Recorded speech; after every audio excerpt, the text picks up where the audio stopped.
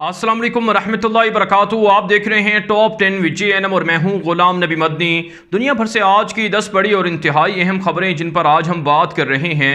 नाज़रीन किराम, आज 1 जनवरी 2021 है और आज दिन है जुम्मतुल मुबारक का। ये टॉप 10 विद JNM का दोपहर का बुलेटिन है। खबरों का सिलसिला शुरू कर लेते हैं। जो आज की पहली बड़ी खबर है ये नाज़रीन किराम पाकिस्तान से है।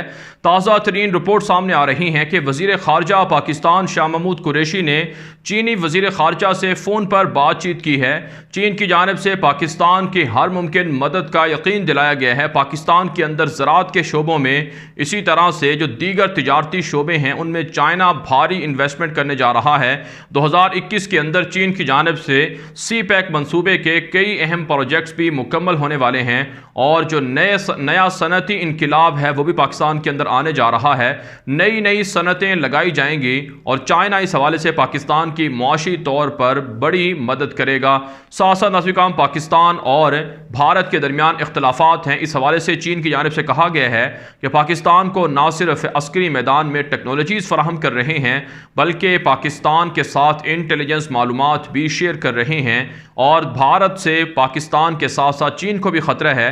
इसलिए दोनों मुल्कों के दरमियान हम आहंगी है और मुस्तकिल तौर पर राबते भी हैं। साथ साथ नाज़रीन पाकिस्तान कश्मीर के हवाले से जो आलमी सतह पर मुकदमा लड़ रहा है इसमें भी चीन ने पाकिस्तान की हिमायत जारी रखने का ऐलान किया है।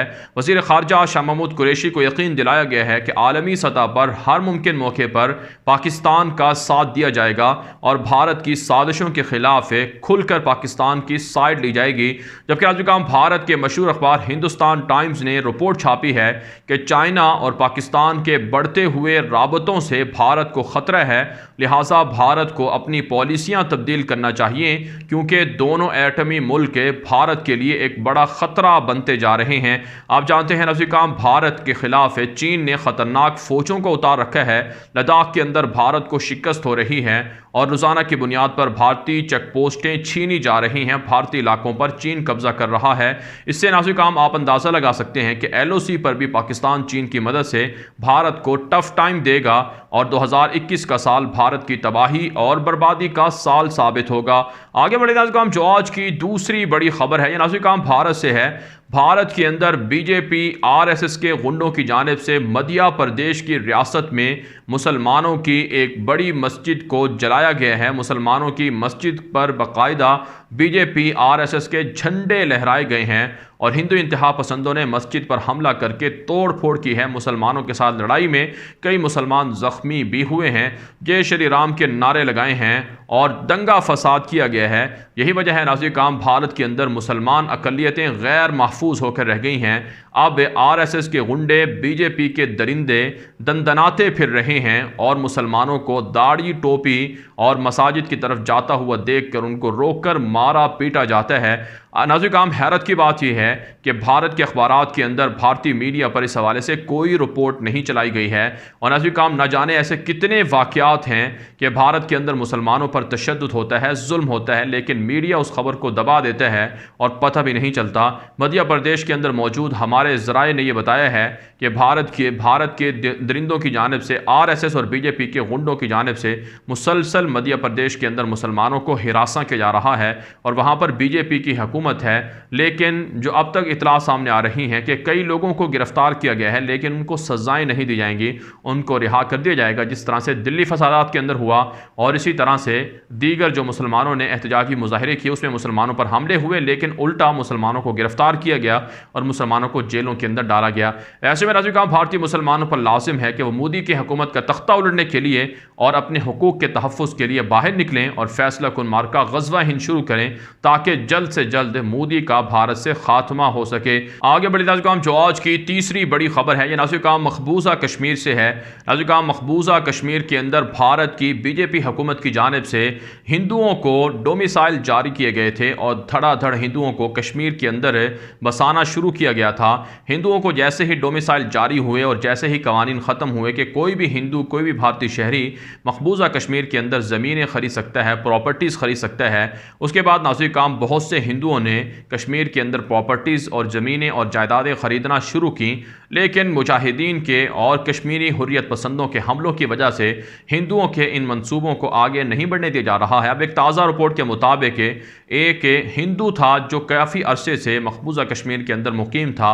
उसने डोमिसाइल हासिल करके वहाँ पर दुकानें ख़रीदना शुरू कर दी, जिसकी वजह से उस हिंदू को रास्ते से हटा दिया गया है। मुजाहिदीन की जानिब से पैगाम दिया गया है कि अगर कोई भी हिंदू डोमिसाइल लेकर कश्मीर की ज़मीन ख़रीदेगा तो फिर उसे यहाँ से ख़त्म कर दिया जाएगा, इबरत का निशान बना दिया जाएगा। नाज़रीन काम ये ज़रूरी है क्योंकि मकबूजा कश्मीर की जो ज़मीनें हैं, प्रॉपर्टीज़ हैं, ये कश्मीरियों का हक़ है, मुसलमानों का हक़ है। इस पर हिंदुओं का कोई हक़ नहीं है। उन्हें ज़मीनें फ़रोख्त करना बिल्कुल दुरुस्त नहीं है और ना ही वो वहाँ पर दुकानें बना सकते हैं। दरअसल इसके पीछे हिंदू तवा नज़रियात हैं, क्योंकि मोदी दहशतगर्द चाहता है कि कश्मीर के अंदर रेफरेंडम हो और कश्मीर के अंदर से मुसलमानों को अक़लियत में बदल कर हिंदुओं को अक्सरियत में बदला जाए ताकि पाकिस्तान पर फिर कश्मीर से हमले हो सकें। इसलिए नाज़रीन काम कश्मीरियों का साथ देना ज़रूरी है। और साथ साथ नाज़रीन काम इत्तलात सामने आ रही हैं कि कश्मीर के अंदर मुसलमानों के ख़िलाफ़, कश्मीरी नौजवानों के ख़िलाफ़ जो तशद्दुद का सिलसिला है वो बढ़ रहा है। और जो 2 रोज़ पहले वाक़या पेश आया कि 3 नौजवानों को शहीद किया गया जो निहत्ते शहरी थे, उसके ख़िलाफ़ आज कश्मीर भर के अंदर हड़ताल और मुजाहरे हो रहे हैं। पाकिस्तान के दफ्तर ख़ारजा की जानिब से भी अक़वाम मुत्तहिदा से मुतालबा किया गया है कि कश्मीर के अंदर जो जुल्म और तशद्दुद है इसकी सही तफ्तीश की जाए और भारत के ख़िलाफ़ एक क्रैकडाउन किया जाए, पाबंदियाँ लगाई जाएँ। आगे बढ़े नाज़रीन जो आज की चौथी बड़ी खबर है, यह नाज़रीन अफ़गानिस्तान के मामलात के हवाले से है। ताज़ा तरीन रिपोर्ट जारी की है अफ़गान तालिबान की इमारत इस्लामिया ने कि 2020 के अंदर 180 के लगभग काबुल के हुकूमत के इत्तिहादी नेटो अफवाज ने और अमरीकी अफवाज ने हमले किए हैं। 180 के लगभग हमलों में तकरीबन 250 से ज़ायद आम शहरी शहीद हुए हैं। इसी तरह से काबुल हुकूमत ने भी 1350 से ज़ायद हमले किए हैं, जिसमें नाज़रीन मजमूई तौर पर 4000 के लगभग आम शहरी शहीद और ज़ख्मी हुए हैं। अफ़गान तालिबान की जानिब से जारी इस रिपोर्ट में कहा गया है कि काबुल हुकूमत अमरीकी अफवाज के साथ मिलकर निहत्ती शहरी आबादी को टारगेट करती रही है, जिससे आम शहरियों का, सिविलियन का नुकसान ज़्यादा हुआ है।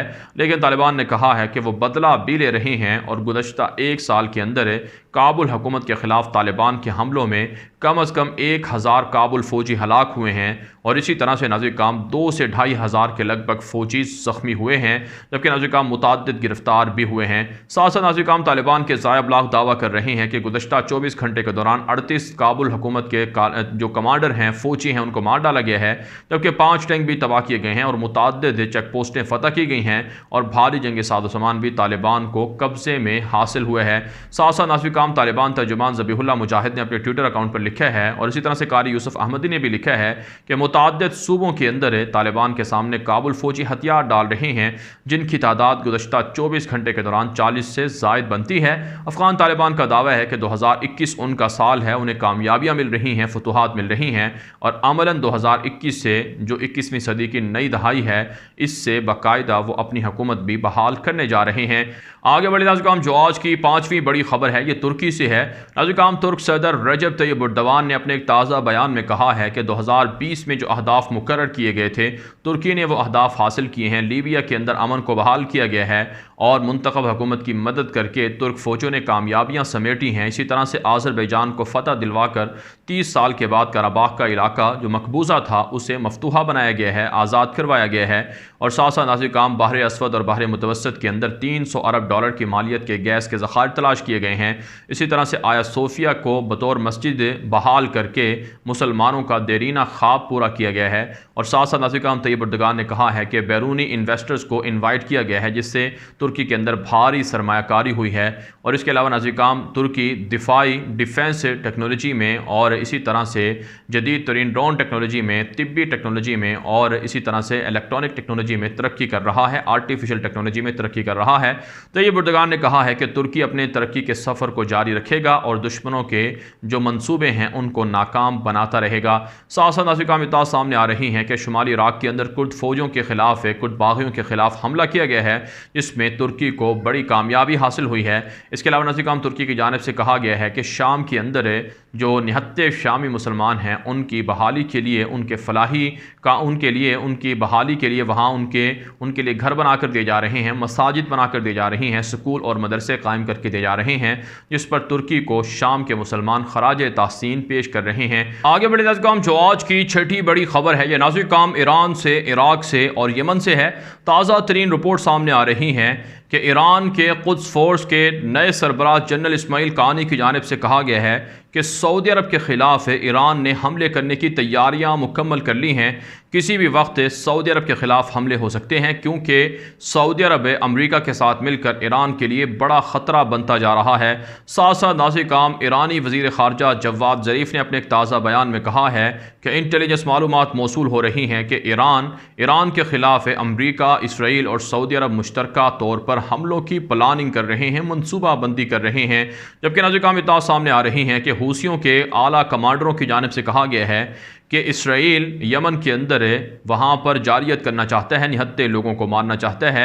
इसके लिए बाकायदा प्लानिंग मुकम्मल है, तैयारियाँ मुकम्मल हैं। इसराइल को वार्निंग है कि यूएई और सऊदी अरब के साथ मिलकर यमन के अंदर हूसियों पर इसराइल हमले करने से बाज रहे। आगे बढ़े नाज़िर काम, जो आज की 7वीं बड़ी खबर है, ये नाज़िर काम इसराइल फ़लस्तीन से है। ताज़ा रिपोर्ट सामने आ रही हैं कि इसराइल और सऊदी अरब की जानिब से अमेरिका पर प्रेशर डाला जा रहा है, ट्रंप पर प्रेशर डाला जा रहा है कि अपने आखिरी अय्याम में ट्रंप ईरान के ख़िलाफ़ हमला कर दें। इस हवाले से नाज़िर काम इसराइली हायूम अखबार ने दावा किया है कि इस हवाले से बाकायदा बैकडोर राबते जारी हैं और ट्रंप इंतज़ामिया जाते जाते ईरान पर हमला भी कर सकते हैं। जबकि नाज़िर काम ताज़ा तरीन रिपोर्ट सामने आ रही हैं कि नेतन्याहू के ख़िलाफ़ पुरतशद्दुद मुज़ाहिरों का सिलसिला जारी है। 7 से 8 माह होने वाले हैं। मुज़ाहिरीन इस्तीफ़े का मुतालबा कर रहे हैं कि करप्शन की वजह से नेतन्याहू को इक़्तिदार करने का, हुकूमत करने का कोई हक़ हासिल नहीं है। जबकि नाज़िर काम ताज़ा रिपोर्टों में इंकशाफ हुआ है कि 4000 से ज़ायद फ़लस्तीनियों को 2020 के अंदर जेलों के अंदर डाला गया है, जिनकी हालत इस वक्त बहुत तबाहकुन है, ख़राब है और उन्हें जेलों के अंदर मुनासिब सहूलियात हासिल नहीं हैं और उनको मुख्तलिफ बीमारियाँ भी लाहिक हैं, जिनमें बच्चे और ख़वातीन भी शामिल हैं। और आज भी नाज़िर काम फ़लस्तीनियों की इसराइल की जानिब से मज़ीद 2 फ़लस्तीनी नौजवानों को गोलियाँ मारकर ज़ख्मी किया गया है।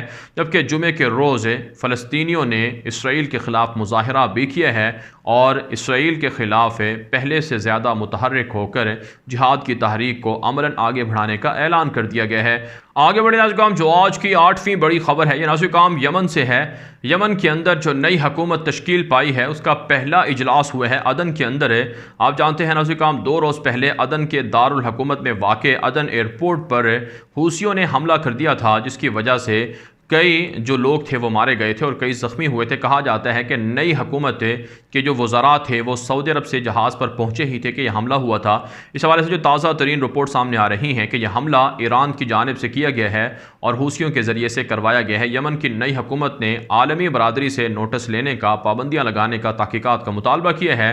कहा जाता है कि इस हमले के अंदर 50 के लगभग लोग मारे गए थे और 100 से ज़ायद ज़ख्मी हुए थे। और इस वक्त नाज़िर काम यमन के अंदर हालात कशीदा हैं, नई हुकूमत मुश्किलात का शिकार है और उनको बिलखुसूस जो सिक्योरिटी का मामला है उसमें ज़्यादा मसला है। लेकिन सऊदी अरब की जानिब से यमन की नई हुकूमत को सपोर्ट किया जा रहा है और हूसियों के मुताद्दिद ठिकाने गुज़श्ता 2 रोज़ के अंदर तबाह किए गए हैं। आगे बढ़ी नाज़िर काम, जो आज की 9वीं बड़ी खबर है, ये शाम के मामलात के हवाले से है। नाज़िर काम, स्वीडन की जानिब से जो शाम के रेफ्यूजीज़ हैं जिन्हें बशार अल असद गिरफ़्तार करके कत्ल करना चाहता है, उनको स्वीडन से निकाल दिया गया है। यूरोप भर के अंदर शामी मुहाजिरीन पर जुल्म हो रहा है, तशद्दुद हो रहा है और उन्हें वापस डिपोर्ट किया जा रहा है ताकि वो शाम पहुँचे तो उन्हें बशार अल असद गिरफ़्तार कर ले या फिर उन्हें कत्ल कर दे। इस हवाले से शामी मुहाजिरीन ने तशवीश का इजहार किया है कि यूरोप के अंदर उन पर जुल्म हो रहा है।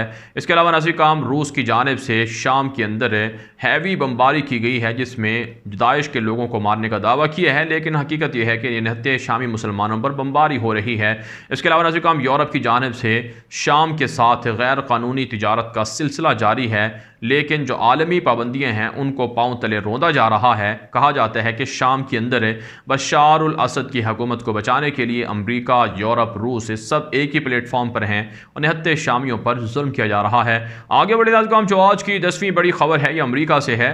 नाज़िर काम, अमरीका के अंदर साल 2020 इंतहाई तबाहकुन साल साबित हुआ है। 18,000 लोग फायरिंग के वाक़यात से जाँ बहक हुए हैं। एक साल के अंदर नाज़िर काम 18,000 के करीब लोग मारे गए हैं और कहा जाता है इसमें 1300 बच्चे भी शामिल हैं जो असलहे की जद में आकर, फायरिंग के जद में आकर जिनको टारगेट किया गया है। इससे आप नाज़िर काम समझ सकते हैं कि अमेरिका दुनिया का कितना बदअमन मुल्क है, कितने लोग वहाँ पर सालाना बुनियादों पर मारे जाते हैं। लेकिन शायद दुनिया का मीडिया ये खबरें नहीं दिखाता है और पाकिस्तान, अफ़गानिस्तान, शाम, इराक और मुसलमान मुल्कों को दहशतगर्द मुल्क के तौर पर साबित करता है, जराइम वाले मुल्क के तौर पर बताता है। हालांकि हकीकत यह है कि एक साल के अंदर 18,000 लोगों को गैर कानूनी असलहे के ज़रिए से मार डालना ये दहशत गर्दी की सबसे बड़ी मिसाल है और सबसे बड़ी बदअमनी की मिसाल है कि अमेरिका के अंदर एक साल में 18,000 लोग मारे गए हैं। फारम दुनिया भर से थे आज की 10 बड़ी खबरें। इन खबरों के हवाले से आपकी क्या राय है? अपनी राय कॉमेंट के जरिए से जरूर हम तक पहुंचाएं। मजीद खबरों के लिए आप हमारे ट्विटर अकाउंट्स दुनिया मेरे आगे और गुलाम नबी मदनी फॉलो कर सकते हैं। आज के लिए इतना ही, इजाज़त दीजिए। अल्लाह हाफिज़।